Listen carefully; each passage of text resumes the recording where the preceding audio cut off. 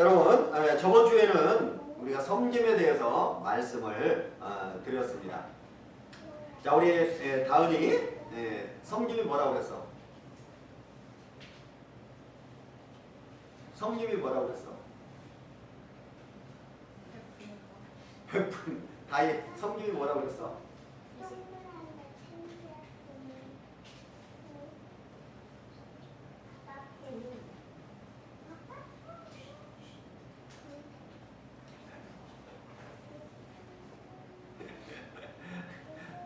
자, 저번 주에 설교 끝나고 집에 들어가서 애들하고 이렇게 얘기를 하면서 섬김이 뭐야? 라고 얘기를 했더니 막 애들이 막 뭐 다른 얘기도 하고 막 지금처럼 좀 저렇게 우물쭈물하고 그러길래 다시 설교 듣고 와!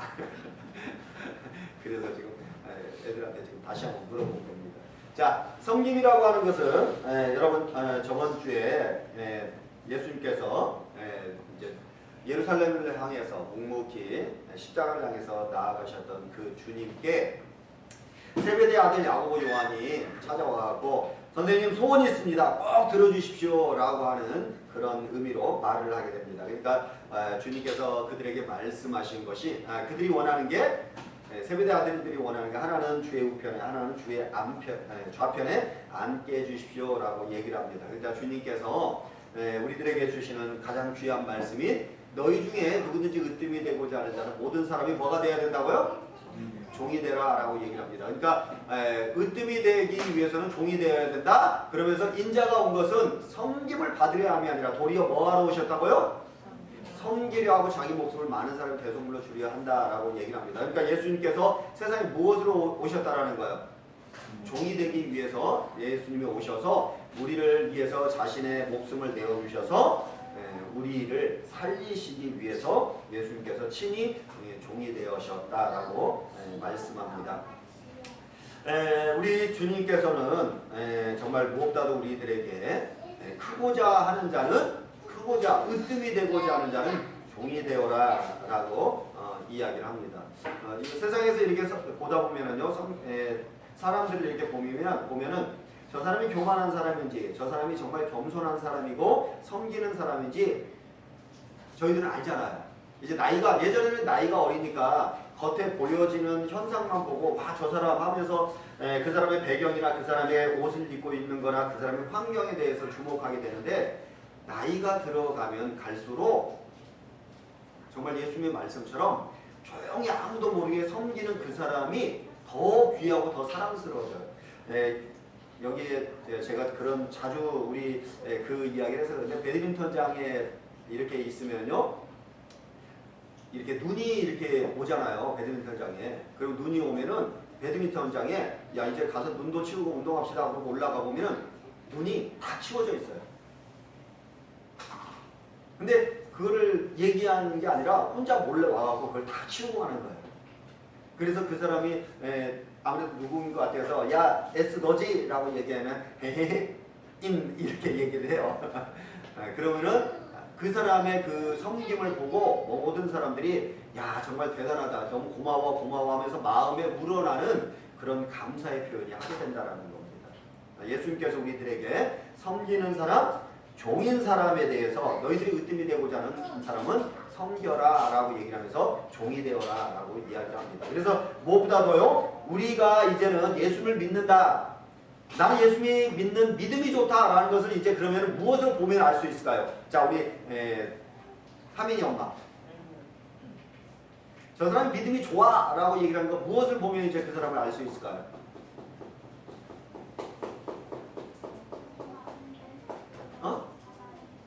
선한 행동? 네, 선한 행동 맞습니다. 그 보이지 않게 섬기는. 그러니까 그 사람이 믿음이 좋다라고 하는 것은 결국 그 사람의 아무도 오른손이 하는 걸 왼손이 모르게 섬기는 그 모습을 보여서 아, 저 사람은 정말 믿음이 좋구나라는 것을 우리가 판단하고 측정할 수 있겠죠. 그러나 막 자신의 의를 드러내기 위해서 자신이 막 그런 행위를 드러내는 사람은 아, 저 사람은 일은 너무 잘하고 너무 좋은데 자신을 너무 공치사를 해. 아우 너무 싫어. 이러는 사람 얘기 많이 들어보셨죠. 그런 것처럼 결국 자신을 드러내는 사람은요, 사람에게 일은 많이 하고 사람들에게 야 정말 저 사람은 참 일은 많이 해 하는데 오히려 깎아내리는 자기의 면을 깎아내리는 그런 사람이 너무 많다라는 겁니다. 그러므로 진정으로 섬김이라고 하는 것은 보이지 않게 오른손이 하는 걸 왼손이 하게 보게 은밀하게 섬기는 사람이 오히려 으뜸이 되고 오히려 그 사람이 주님이 기뻐하시는 사람이다라는 것을 우리가 알게 됩니다. 그러므로 성도 여러분 정말 이 믿음이 좋으신 우리 성도님들 더 섬김을 통해서 주님을 본받고 주님에게 칭찬을 받는 우리의 모든 성도님들 되시길 정말 간절히 바랍니다. 자, 오늘 이제 예수님께서 여리고를 지나가십니다. 자, 여리고를 지나가시는데요. 자, 46절 다 같이 읽겠습니다. 시작. 그들이 여리고에 이르렀더니 예수께서 제자들과 함께한 무리와 함께 여리고에서 나가실 때 디디메오의 아들인 레위 거지 바디메오가 길가에 앉았더라. 네, 오늘 이 바디메오 이야기는요 마태복음과 누가복음에도 공관복음에 나오는 공통된 이야기입니다. 근데 마태복음에는요 소경이 2명이 있게 된 것으로 기록되어 있습니다. 근데 이 마가복음에는 이 바디메오만 기록되어 있습니다. 그 이유는 바디메오는 계속해서 이 바디메오가 예수님을 치료받을 뿐만 아니라 예수님을 따르게 됩니다. 그러니까 계속해서 이 바디메오라는 사람은 예수의 공동체 안에 있었기 때문에 이 이름이 기록되어 있겠죠. 그러면 또 한 사람은 어떻게 됐을까요? 그럼 반대로 자신의 소교의 목적을 달성했으니까 그 사람은 예수님에 대해서 이렇게 따르기보다는 자신의 치료가 목적이었던 것 같습니다. 그래서 그 사람이 마가는 정확하게 이 바디메오만 기록하고 있습니다.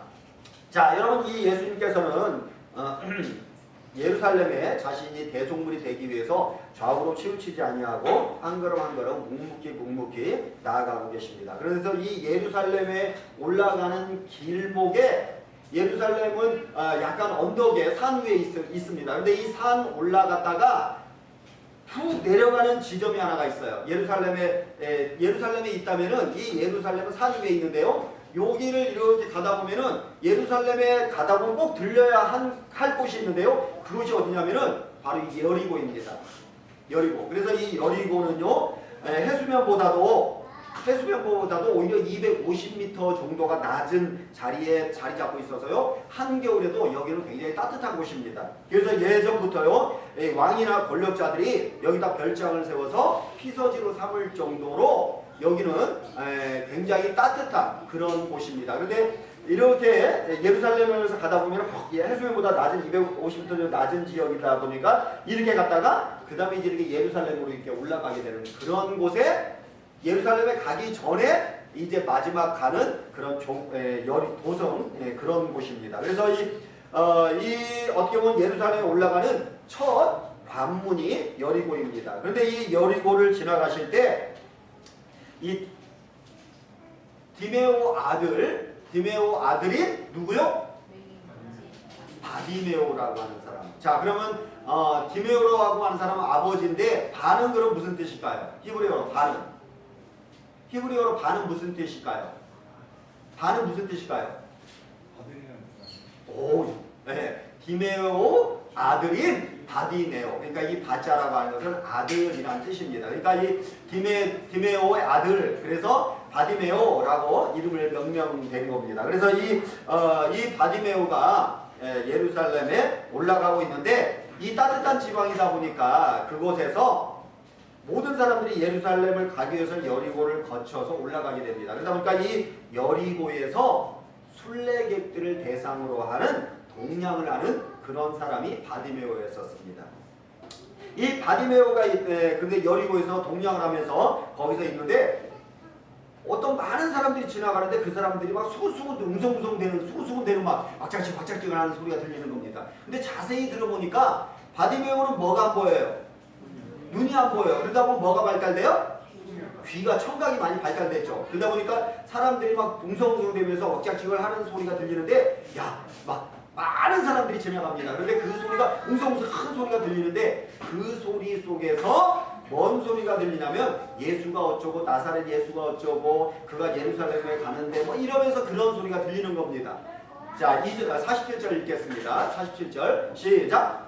나사렛 예수라고 알고 소리를 바리새 자손 예수여 나를 불쌍히 여기소서. 네, 웅성웅성 들리는 소리를 자세히 들어보니까 예수란 사람에 대해서 얘기를 하는 소리를 듣게 된 겁니다. 그런데 이 예수란 사람 앞에 나사렛 예수라는 이름을 지명을 쓴 것은요, 예수님께서 베들레헴에서 태어났다 애굽을 피신했다가 어디로 갔어요? 나사렛에서 살았기 때문에 나사렛 예수라고 얘기돼요. 그런데 이 시대에는 예수라는 이름이 굉장히 흔했던 이름이에요.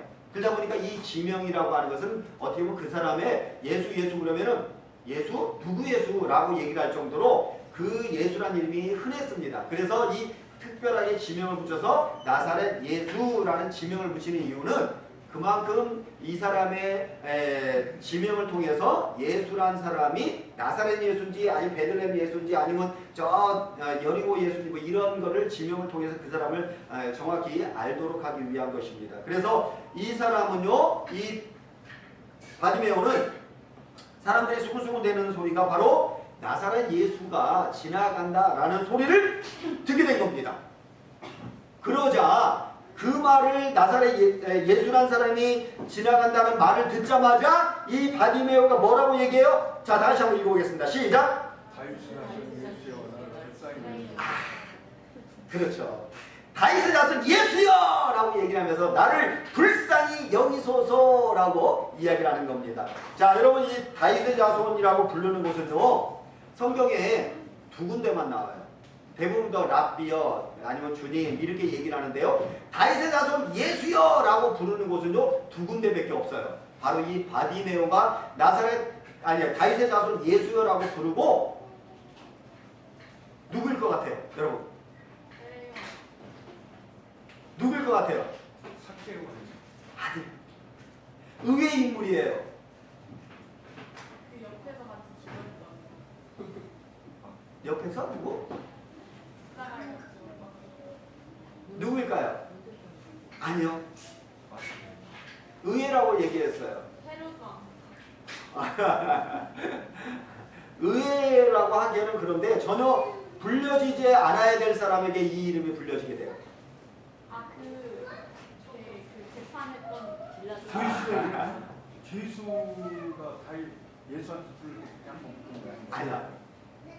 가나안 여인, 마태복음에 보면요, 15장에 보면은 가나안 여인, 그러니까 이스라엘 사람이 아닌 오히려 가나안 여인이 다윗의 자손 예수여라고 얘기를 하면서 내 딸이 흉악하게 귀신 들렸나이다 라고 얘기를 하면서 이 여인이 다윗의 자손 예수여라고 얘기를 하는 겁니다. 그리고 그 여인 빼고 오늘 이 바디메오가 다윗의 자손 예수여라고 부르게 됩니다.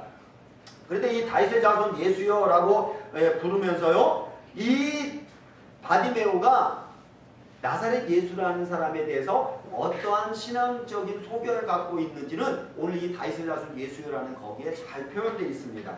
그거는 어떻게 보면 눈봉사인 그가 예수가 지나갔다라는 것에 대해서 랍비여 선생님 하고 난 다음에 내 눈이 보기를 원하나이다 라고 얘기를 하는 게 아니고, 이 바디메오는 이 사람이 예수라는 사람이 누구인지에 대한 신학적 고백이 오늘 이 안에 포함되어 있다는 겁니다. 뭐로요? 다윗의 자손으로서. 그래서 그 사람은요, 어떻게 보면 예수님에 대한 소문을 옛날부터 들었으면서 그 사람은 하나님이 약속한 누구다? 다시 다윗의 자손 메시아구나 라는 그 신앙적으로 고백을 이 마음속에 갖고 있었다라는 겁니다. 당시 유대 종교 지도자들이나 좋은 문벌과 학심을 겸비한 자들이 아니라 오히려 이방인같이 개같이 이방인이나 개같이 여김을 받았던 가나안 여인과 또 이 소경 바디메오에 의해서 다윗의 자손 예수여라는 소리가 이 사람에게 예수님을 불려주고 있다는 겁니다. 어떻게 보면 이 이야기는요, 단편적으로 예수님의 하나님의 그 말씀대로요. 자, 우리 누가 고린도전서 한번 보도록 하겠습니다. 자, 고린도전서 1장 25절 29절 시작.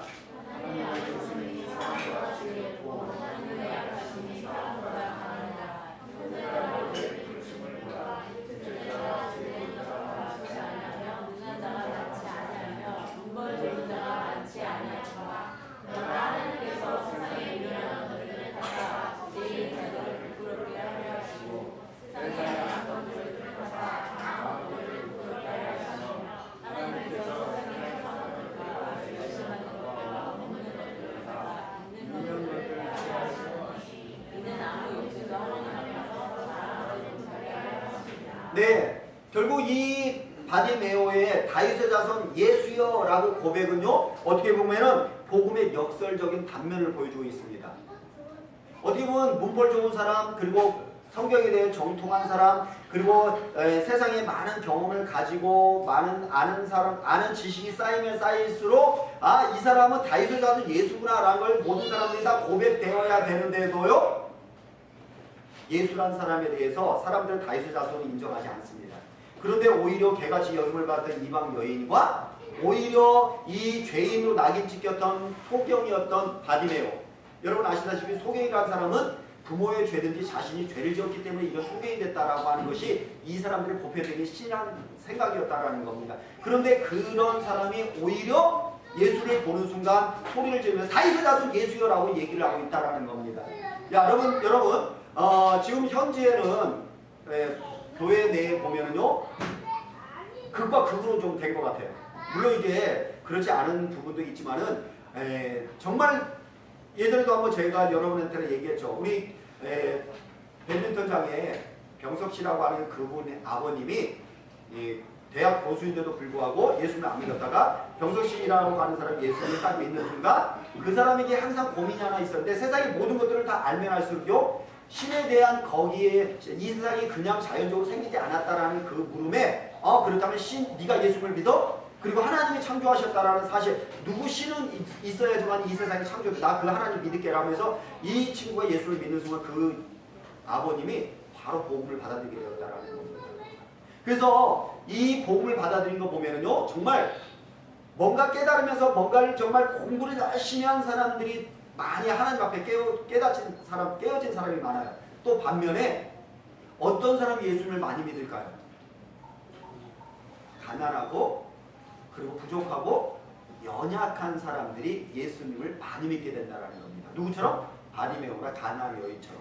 그래서 예수님께서도 산상수훈에서 우리들에게 뭐라고 말씀하셨냐면, 심령이 가난한 자는 복이 있다라고 얘기를 합니다. 그게 그런 사람에게 천국이 바로 그런 사람들의 것이다 라고 분명히 얘기하고 있다는 겁니다.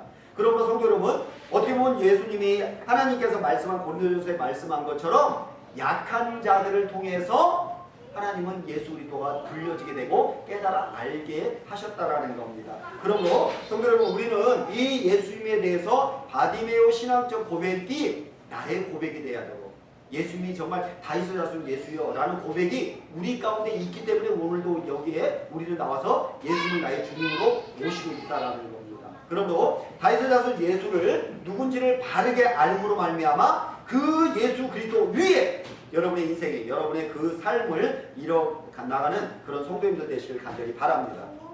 그런데요, 마가복음 9장부터 시작하고 10장까지 우리가 계속 지금까지 보면은요, 주님과 가장 예수님의 측근이었던 제자들과 또 늘 함께 있던 사람들이 예수님과 동상이몽을 꿈꾸는 모습을 우리가 자주 보았습니다. 어떻게 보면 예수님을 정말 가장 잘 알고 있어야 될 제자들은요, 늘 예수님 앞에 음식이 빵이 없다 그러면서 투정거리고, 또 제자가 아닌데 다른 사람이 예수님의 이름으로 기적을 행하자 너 하지 말라고 제지를 하고, 또 어떻게 보면 또 서로 누가 큰가라고, 예수님이 어떻게 보면 십자가로 내가 죽으러 올라간다라고 얘기했더니 누가 큰지 서로 다툼을 하고, 또 예수님께서 내가 이제 예루살렘에 올라가서 많은 사람의 대속물이 되기 위해서 올라간다라고 얘기했더니 주님 하나는 좌편 하나는 우편에 앉게 해주십시오라고 하는 늘 동상이몽을 꿈꾸는 제자들의 모습을 보게 됩니다. 그런데 그런 동상이몽에 꿈꿨던 그 제자들과는 달리 오히려 소경이었던 그 바디메오가 다윗의 자손 예수여라고 얘기하면서 예수님을 간절히 부르고 있다라는 겁니다. 그러므로 이런 모습은요, 어떤 육체라도 하나님 앞에서 스스로 자랑하지 못하게 하기 위해서입니다. 복음은 내가 공부를 해보니까 이거가 아니라는 겁니다. 내가 뭔가를 해서가 아니라 정말 예수 그리스도가 내 마음속에 믿어지고 그 예수님에 대해서 알면 알수록 예수님은 나의 주님이십니다. 예수님을 보는 순간 하나님을 보았습니다 라는 고백이 우리 가운데도 있어야 된다는 겁니다. 그러면 성도 여러분, 여러분에게 오늘 제가 이 이야기를 하는 것도 이 설교를 통해서 제 설교가 아니라 제가 그동안 연구해서 일주일 동안 공부해서 여러분에게 전하는 거가 아니라 제가 어눌한 말투이지만 제가 부족한 이 설교지만은 이 설교를 통해서 예수님이 누군지를 정말 여러분이 발견해야 된다는 겁니다. 그러므로 오늘 다윗의 자손 예수님을 누구이신지를 바로 설교를 통해서 예수님을 발견하고 그 예수님을 통해서 하나님이 누군지를 정말 깨닫고 그 하나님이 나에게 무엇을 원하는지를 깨닫는 그런 시간 정말 되길 간절히 바랍니다. 이 바디메오가 다윗의 자손 예수여라고 얘기를 하면 또 하나 뭐라고 얘기냐면 나를 불쌍히 여기소서라고 이야기를 합니다. 다윗의 자손 예수여 나를 불쌍히 여기소서라고 얘기를 합니다. 이 불쌍히 여겨달라라고 얘기하는 것은요 헤세드라는 단어를 사용합니다. 헤세드를 사용하고 있는데요. 이거는 물론 이것이 신약에서는 다른 단어로 사용하고 있지만 이 근원적 안에는요 구약의 헤세드 개념으로 지금 얘기하고 있다라는 겁니다. 그분 앞에서 자비를 구하고 있다라는 겁니다. 하나님 나에게 자비를 베풀어 주십시오라고 지금 얘기하고 있다라는 겁니다. 근데 여러분 누가 누구에게 자비를 베풀어 달라고 해요?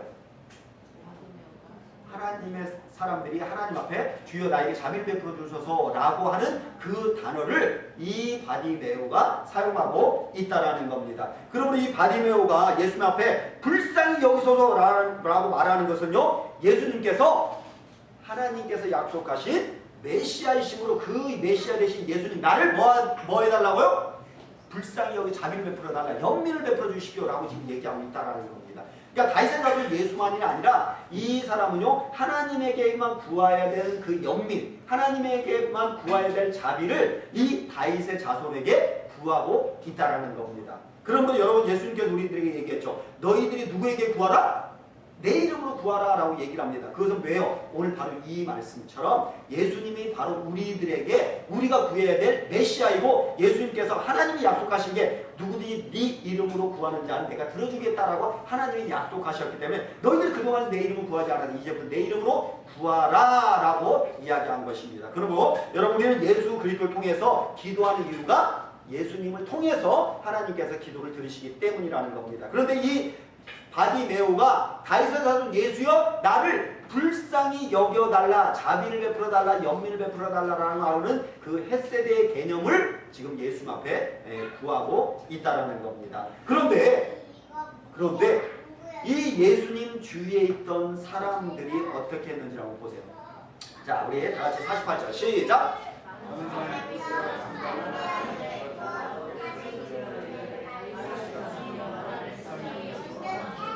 자 여러분 여기 보면은 우리가 여기서 정말 중요하게 봐야 될 점이 하나가 있는데요. 여기에 바디메오에게 야 조용해 라고 하는 사람이 몇 명이래요?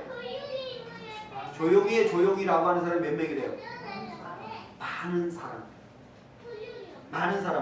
많은 사람이요 꾸지더라고 얘기를 합니다. 꾸지더 이 꾸지더라고 하는 단어가요 비난하다 또 상대를 압도하다 이런 뜻이에요. 이 단어는요 예수님께서 마가복음 1장 25절로 예수님께서 귀신에게 명령할 때 잠잠아 그 사람에게 나오라 라고 꾸짖었을 때 사용하는 그 단어예요. 그러니까 지금 바디메오에게 많은 사람이 뭐라고 있는 거예요? 야! 이렇게 하면 상대를 압도하면서 하지마! 조용히 하면서 이 예수님이 앞에 가까이 가고 예수님 앞에 소리 지르는 것에 대해서 잠잠하게 누가요?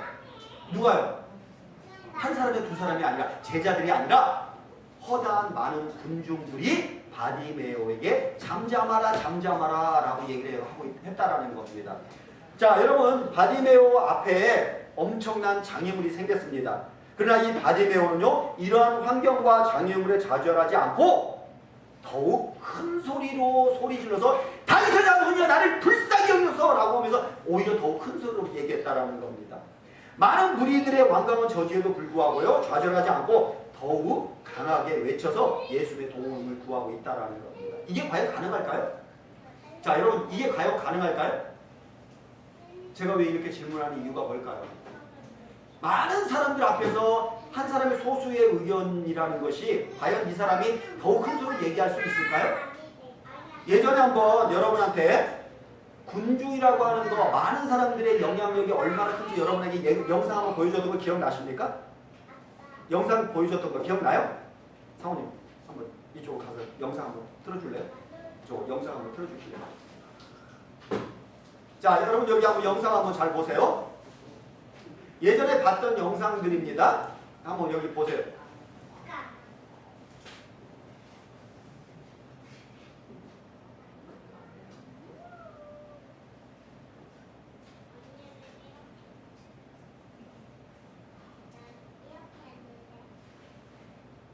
아, 바로 그거 안 됐어요?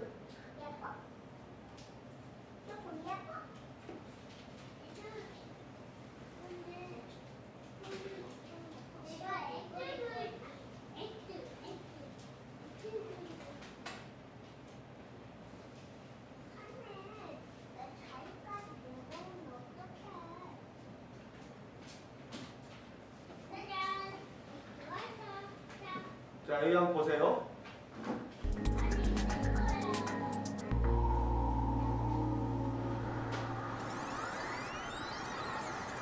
여기서 잠깐 되돌아가 볼까요?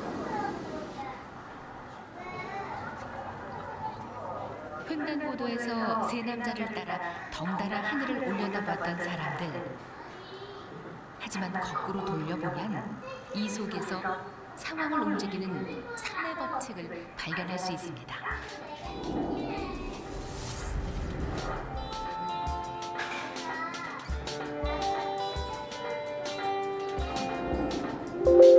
세 명의 남자가 거리 한복판에서 뭔가 발견한 듯 하늘을 올려다보는데 사실 이때 우리는 상황을 바꾸는 실험을 하고 있었죠.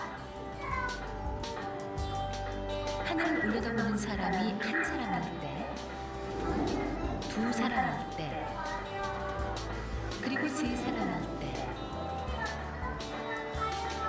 사람 수에 따라 상황이 어떻게 달라지는지 지켜보시기 바랍니다. 처음엔 딱 한 사람만 횡단보도에 나섭니다. 지나가는 사람들, 이런 아무도 이 남자에게 관심을 보이지 않는군요. 그저 이상한 사람으로 여길 뿐입니다. 이때 두 번째 사람이 등장합니다. 하지만 이번에도 별 반응이 없습니다. 간혹 이상하다는 듯 흘깃 쳐다보기만 할 뿐 금세 갈 길을 가버리는군요. 드디어 첫 번째, 두 번째에 이어 세 번째 사람이 등장합니다. 그리고 동시에 아무것도 없는 하늘을 올려다봅니다. 이제 어떤 일이 벌어지는지 보시죠.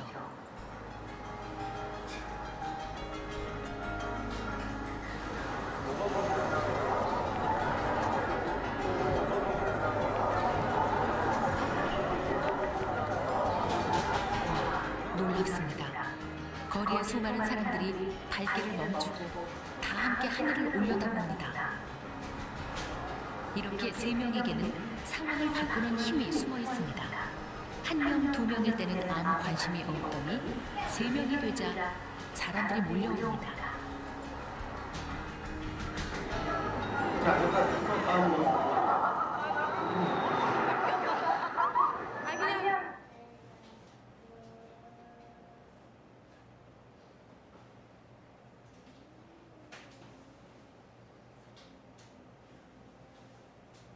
Attention. Take a look at this crowded waiting room. These people may appear to be waiting for the eye doctor, but they're actually waiting for the 병원에 first 가서 test 이제 subject 진료를 to 기다리고 be 있는 here. 겁니다. And here she is, right 한 outside 사람이 of her 들어와요. 12 o'clock appointment. Hi, how are you doing? 어서 오세요. This woman 안녕하세요. thinks she's here for a free eye exam. Have you been here? 의사 안고 와가서 지금 진료를 What she 받고 있는 doesn't know 겁니다. is that everyone else in this room is working for us. I'll be with you in just a couple minutes. Today we're running an experiment on social conformity, and the test starts now. 설명해 드리려고. Did you hear that? These people sure did.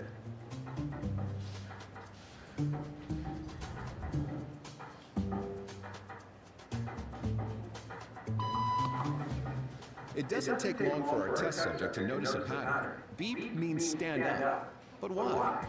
And if you were in her shoes, what would you do the next time the tone sounds? While you might think you make your decisions all on your own, when it comes to peer pressure, all too often, your brain is just following the crowd. Simply because everyone else is. You might be thinking you'd never go along with this. Or would you?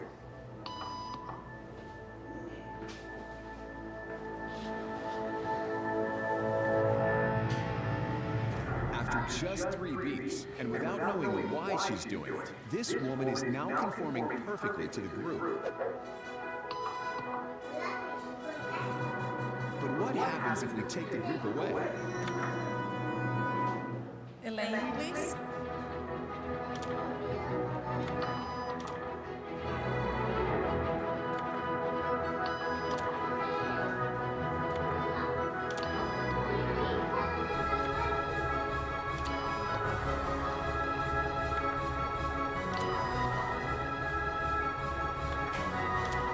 Okay, now she's alone. The crowd is gone, and nobody is watching her, except our hidden cameras. What do you think she'll do?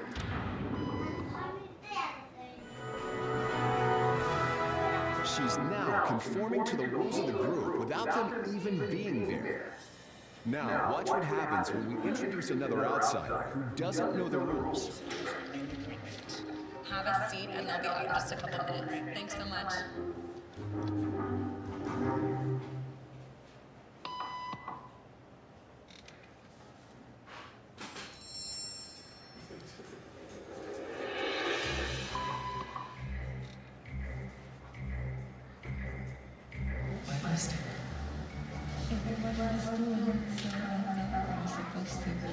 Think she'll teach the new guy what to do?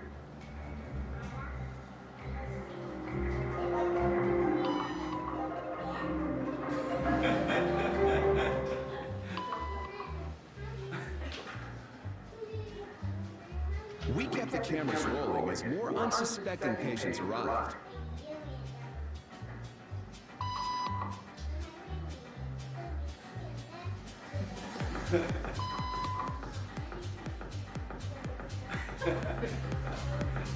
And slowly but surely,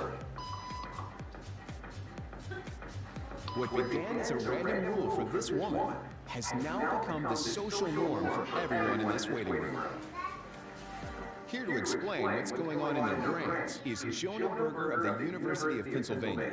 This sort of internalized form of herd behavior is part of what we call social learning. Starting at a very early age, when we see members of a group perform a task, our brains literally reward us for following in their footsteps. When I saw everybody stand up, I felt like I needed to join them. Otherwise, I'm like excluded. Once I decided to go with it, then I felt much more comfortable.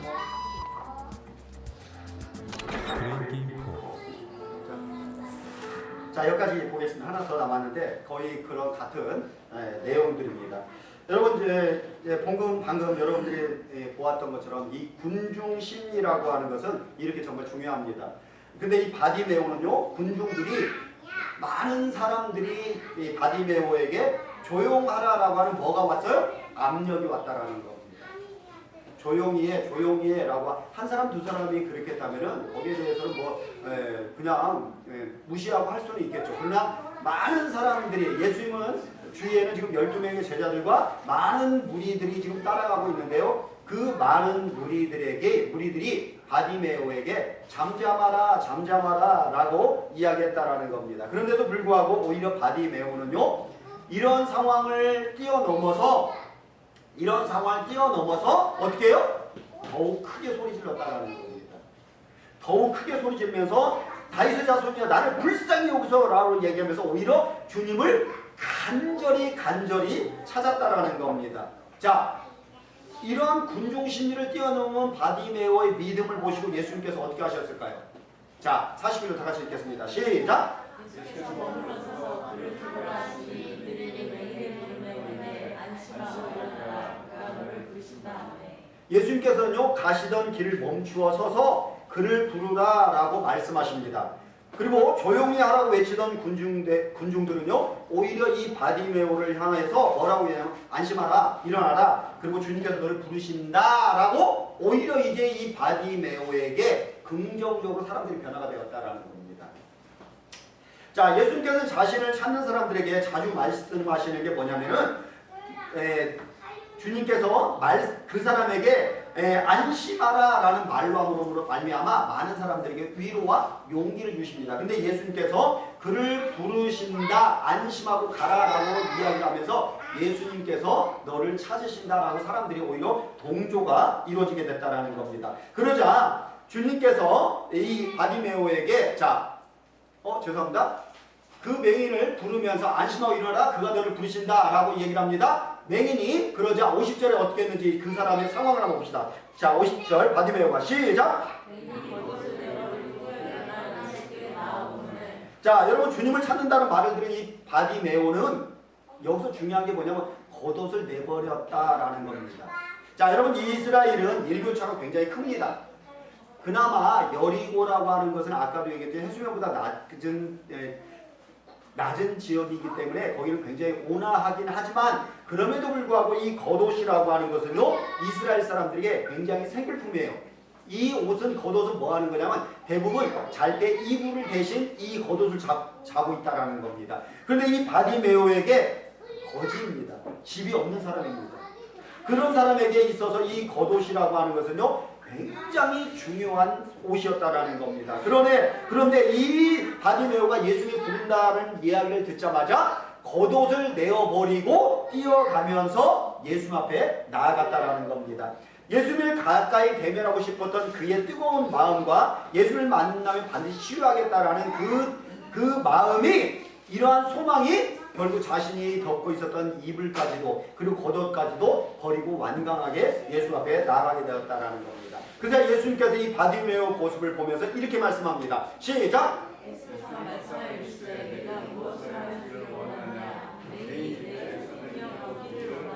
자, 여러분 이 바디메오를 예수님께서 드디어 만나주셨습니다. 그러면서 예수님께서 내게 무엇 하여 주기를 원하느냐라고 묻습니다.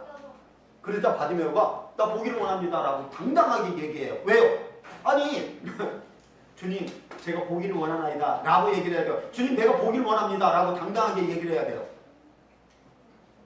청해야 되잖아요. 주님 할 수만 있다면 제 눈을 고쳐주십시오 라고 얘기를 해야 되는 거잖아요. 근데 이 바디메오는 어떻게 보면 지금 너무 뻔뻔스러울 정도로 선생님이 보기를 원하나이다 라고 너무 뻔뻔스럽게 얘기를 하고 있어요. 왜 그럴까요? 예수님을 믿으니까.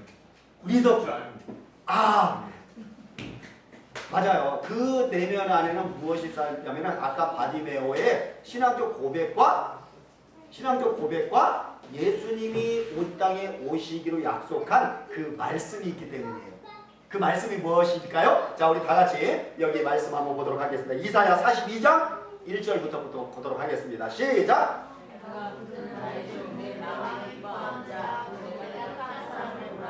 내가 나의 영을 그에게 주었은즉 그가 이방의 정의를 베풀리라. 그는 외치지 아니하며 목소리를 높이지 아니하며 그 소리를 거리에 길게 하지 아니하며 상한 갈대를 꺾지 아니하며 허전한 등불을 끄지 아니하고 진실로 정의를 실행할 것이며 그는 쇠하지 아니하며 낙담하지 아니하고 세상의 정의를 세우기에 이르니 성들이 그 교훈을 악마하리라. 하늘을 창조하여 하시고 땅과 그 소산을 내시며 땅의 백성에게 호흡을 주시며 땅에 사는 자에게 영을 주시는 하나님 여호와께서 이같이 말씀하시되 나 여호와가 의로 너를 불렀은즉 내가 내 손을 잡아 너를 보호하며 너를 세워 불성의 너는 빛을 내게 하리니 내가 눈먼 자들의 눈을 밝히며 갇힌 자를 감옥에서 이끌어내며 하늘에 앉은 자를 감방에서 나오게 하리라. 네, 이 바디메오가 예수님 앞에 다윗의 자손 예수여 라고 얘기하면 나를 불쌍히 여겨주소서 라고 얘기하면서 예수님이 무엇 하기를 원하느냐라고 할 때 보기를 원하나이다 라고 그렇게 당당하게 주님 앞에 청할 수 있었던 것은 바로 이 약속의 말씀을 알고 있었다라는 겁니다. 뭐 때문에요? 하나님께서 약속한 다윗의 자손이 나의 종, 나의 메시아가 오면은 내가 눈먼 자들의 눈을 밝히며 갇힌 자를 감옥에서 이끌어내며 흑암에 앉은 자를 감방에서 나오게 하리라 라고 하는 구약의 약속의 말씀을 맹인 바디오는 알고 있었다라는 겁니다. 그렇기 때문에 이 사람은요, 누구보다도 이 예수님이 하나님이 약속한 메시아, 그분은 나의 눈을 밝히게 할 수 있다라는 확신이 있기 때문에 보기를 원하나이다라고 당당히 얘기할 수 있었다라는 겁니다. 그러고 난 다음에 예수님께서 그 사람에게 어떻게 했는지 한번 보시겠습니다. 52절 시작! 예수께서 이르시되 가라 네 믿음이 너를 구원하시니라 하시니 그가 곧 그에게 되어 예수를 위해서 따르니라. 자, 예수님께서 바디메오에게 가라 내 믿음이 너를 구원하였느니라 라고 얘기를 합니다. 여러분, 예수님에게 가장 중요한 것은 바로 이 믿음, 예수님을 만나는, 그리고 예수님의 능력과 그리고 구원을 경험하는 것은 바로 이 뭐요? 믿음이라는 것입니다. 바디메오는 눈이 나은 즉시 어떻게 했다고 해요? 예수를 따르니라 라고 이야기를 합니다. 복음서에 그의 이름이 아까도 얘기했던 것처럼 바디메오라는 이름이 기록된 걸 보면은요, 이후에 이 바디메오는 예수님을 계속해서 따르는 제자의 삶을 산 것으로 보입니다. 그런데 아까 얘기했던 마태복음에 몇 명이 나온다고 그랬어요? 2명. 근데 바디메오는 기록되어 있는데 그 사람의 이름은 기록되지 않는다? 이 사람은 어떻게 됐을까요? 예수를 자신의 도구로 사용하는 거죠. 눈을 뜨게 되는 이상 그 사람에게 따르는 가치를 얻고 그 사람은 갔기 때문에, 그러나 이 바디메오는 끝까지 예수를 따랐기 때문에 이 마가복음에는 이 바디메오라는 사람을 기록하고, 그리고 그 즉시 그 눈이 치료되면서 예수를 따른 사람이었기 때문에 복음서에 계속해서 기록되어 있다라는 겁니다. 자, 성도 여러분, 오늘 우리는 이 바디메오라고 하는 사람의 이 한 사람의 역경의 이야기를 보았습니다. 그는 맹인이며 거린이었습니다. 그런데 예수님이 지나간다는 말을 듣고요, 주님을 간절히 찾고 결국 치유를 경험하면서 주님을 따르는 모습을 보게 됩니다. 물질이 많은 부자 청년은요, 내게 있는 것을 다 팔아 가난하게 주라, 그리고 나를 따르라 라고 얘기할 때 물질을 너무 사랑했던 그는요, 물질을 다 버리고 나를 따르라는 그 주님의 말씀을 듣고 근심하며 떠나가게 됩니다. 그런데 이 바디메오는요, 물론 바디메오가 동냥했던 사람이었기 때문에 그 예수님을 따른다고 해서 뭐 별반 그 인생 자체가 별반 달라질 건 없겠죠. 그러나 그 인생 자체가 예수님 앞에 구원을 경험하는 순간부터 예수님을 나의 주님으로, 그리고 예수님을 나와 함께, 나 예수님과 함께 인생을 살아가겠습니다 라고 하면서 이 바디메오는 예수님과 동행하는 사람이 되었다라는 겁니다. 오늘 이 바디메오는 모든 것들을 내려놓고 주님을 따르는데요, 오늘 말씀을 보면서 이 바디메오의 가장 중요한 간절함, 바디메오는 예수를 보는 순간 그 간절함으로 예수님을 간절히 찾고 찾았다라는 겁니다. 사람마다 간절함이 있습니다. 특히 어려움이 많고 그렇고 자신의 소망이 크면 클수록 간절함이 있습니다. 여러분, 2013년에 우리나라에 평창 동계올림픽에 있었을 때 대막 스페셜 올림픽 때 애국가를 불렀던 이 박모세 군이라는 걸 여러분 아십니까? 네? 네, 박모세라고 하는 이 아이가 전 세계인의 감동을 선사했었던 적이 있습니다. 근데 이 박모세 군이라고 하는 사람은요, 이 두개골이 기형아입니다. 중증 장애를 안고 태어나서 대뇌의 90%, 손해의 70%나 절제된 사람이었다라는 겁니다. 6차례의 큰 수술을 받았습니다. 그런데 다행히 생명을 유지할 수 있었지만 보고 듣고 말하는 것 자체가요, 불가능했었습니다. 그런데요, 이 부모를 따라 교회를 다니던 모세에게요, 두 번째 기적이 일어나게 됩니다. 이전까지 엄마라는 말도 제대로 하지 못했던 이 모세가요, 5살 때부터 주기도문을 달달 외우고요, 그리고 말문을 트기 시작합니다. 7살 때부터는 노래를 부르기 시작합니다. 가난한 형편 때문에 어려움이 많았지만 그의 딱한 사정이 언론에 알려지게 되고요, 후원을 통한 성악 레슨을 받게 됩니다. 그 결과 이제는 노래를 통해 많은 사람을 감동을 주는 찬양 가수가 되었습니다. 그런데요, 이 아이의 뒤에는요, 눈물 어린 엄마의 간절함이 있어요. 이 아이의 엄마는요, 하나님이 살아계시면 왜 우리에게 이런 일이 일어납니까? 라고 처음에는 원망을 했었습니다. 그런데 어머니는요, 어머니는 이 아이가 지금 살아있고 무언가를 할 수 있다는 것에 감사하며 아이의 미래를 위해 하나님 앞에 간절하게 그때부터 기도하기 시작했습니다. 하나님, 이 아이를 통해서 하나님의 영광을 받아주시고 이 아이를 통해서 역사가 일어나는 감동을 주는 아이가 되게 해주십시오라고 간절한 기도를 하기 시작했습니다. 그러자 이 아이는요 말문이 트이기 시작하면서 레슨을 받게 되면서 그러한 다음에 이 평창 동계올림픽 때 애국가라는 걸 부르게 되면서 많은 사람들에게 아이의 이 사실을 알려주면서 수많은 사람들이 어떻게 그럴 수가 있을까라는 그런 놀라운 기적을 경험하게 된다는 겁니다. 그런데 그 아이의 뒤에는요 그 엄마의 정말 그 아이에 대한 간절한 마음으로 끊임없이 기도했던 엄마의 기도가 있었다라는 겁니다. 저번에 제가 우리 교회 카톡에 이영표 씨 간증을 여러분 올려드렸던 거 여러분 보셨던 분 있죠? 다 보셨을 거라 생각합니다. 이영표 씨는요 의심이 너무너무 많다. 그때도 여기 보신 분은 아시겠지만 이영표 씨는요 제가 이영표 씨를 굉장히 좋아하는 것은 축구도 잘하는 것도 있고 특히 신앙인이었고 축구를 잘하는 것도 있었지만은 이 이영표 씨는요 이렇게 해설을 하더라도 굉장히 계산적이며 그리고 굉장히 논리적입니다. 그러면서 앞으로 이 상황이 어떻게 전개되고 저때 왜 저 사람이 저런 행동을 했는지를 미리 얘기를 하면서 많은 사람들이 와 쪽집게다라고 얘기를 할 정도로 추측을 하는 사람, 그 추측이 그냥 앞선 게 아니라 즉 거기에 수학적인 계산에 의해서 할 정도인 사람입니다. 그 정도로 논리적이며 계산적인 사람입니다. 그러다 보니까 이 사람도요 예수님을 주위에서 하도 많은 사람이 여러분 알다시피 그때 2002년 축구 선수들은 예수님 믿는 사람이 거의 태반이었었어요. 그러다 보니까 많은 사람이 예수 믿어 그랬는데 예수님을 믿어야 되는데 마음이 믿어지지 않았다라는 겁니다. 그런데 하나님이 살아계시다면 이 물자를 옮겨주십시오라고 했는데 그게 아니고 결국 하나님이 자신의 마음을 변화시키면서 내가 예수 믿고 정말 예수만 믿고 천국에 가면 되지라는 그런 마음으로 자기의 마음이 변화되었다라는 겁니다. 그런데 그것보다도 제가 오늘 이영표 씨한테 그때 얘기했던 것처럼 여러분 이영표 씨가 간절히 원했던 그 기도 제목이 뭐였어요? 유럽에 갈 수 있게 해달라고 하는 거.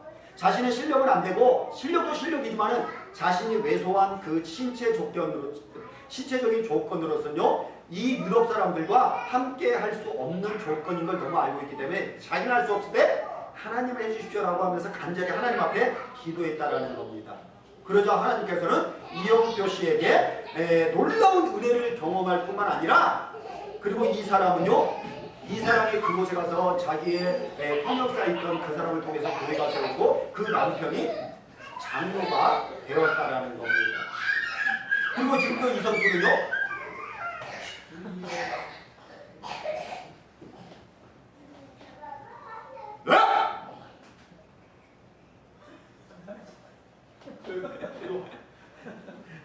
자 그리고 지금도 이 선수는요 아까도 얘기했지만 사람들에게 놀라운 사랑을 받고 있다라는 겁니다.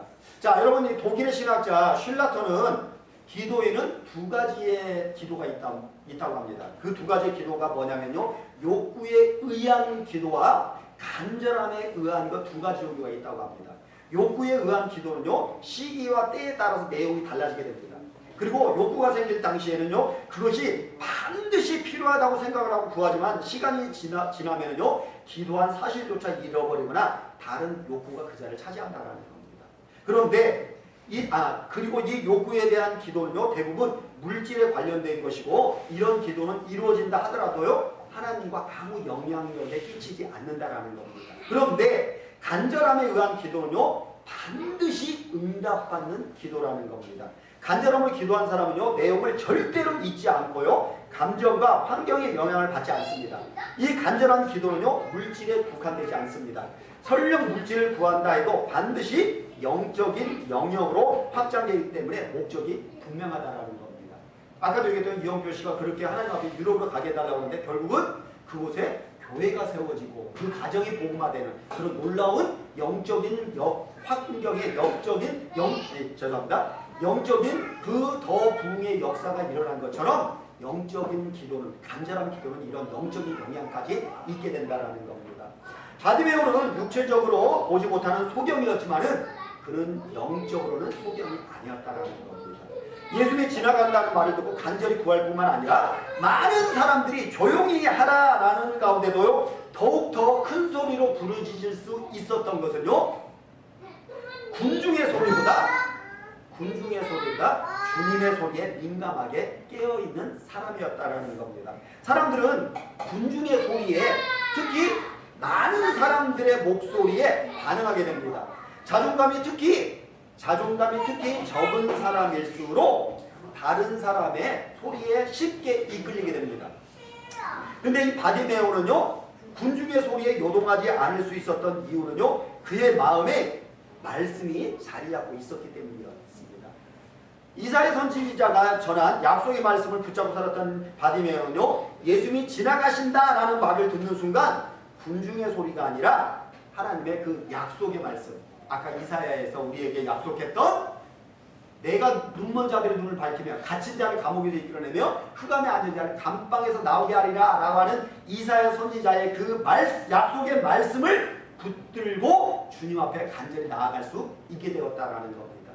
성도 여러분, 하나님의 사람들은요 주위에 많은 사람들이 예 할 때 아니오라고 외칠 수 있고 많은 사람이 아니오라고 할 때 예라고 외칠 수 있는 사람이 진정한 하나님의 하나님의 사람입니다. 그리고 무엇보다도 우리는요 자기의 자존감으로 나의 상황을 받는 게 아니라 우리의 마음속에 무엇보다 중요한 하나님의 말씀을 붙드는 삶이 있어야 된다는 겁니다. 그러면 하나님의 말씀을 붙들고 살아가는 사람들은요 세상의 요동에 변함이 없습니다. 바디메오처럼 간절한 기도를 할 뿐 그 사람은 다른 사람의 주위에 귀 기울이지 않는다라는 겁니다. 그러므로 주님을 알기에 우리는 힘써야 되며 주님께 간절히 기도함으로 말미암아 하나님은 간절한 기도에 어떻게 한다고요? 어떻게 한다고요? 응답하여 주실 뿐만 아니라 영적인 확장까지도 이루어지게 된다는 겁니다. 그러므로 성도 여러분, 여러분이 지금 기도하고 있는 것이 육적인 기도인지 아니면 간절한 마음으로 정말 그것을 기도하고 있는 것인지를 생각하면서 정말 이 바디메오의 그 간절함처럼 여러분의 인생 속에서도 간절함으로 말미암아 하나님의 기도에 응답받는, 그래서 여러분을 통해서 하나님의 나라와 그 뜻이 더 확장되는 그런 성도님 되시길 간절히 바랍니다. 기도하겠습니다.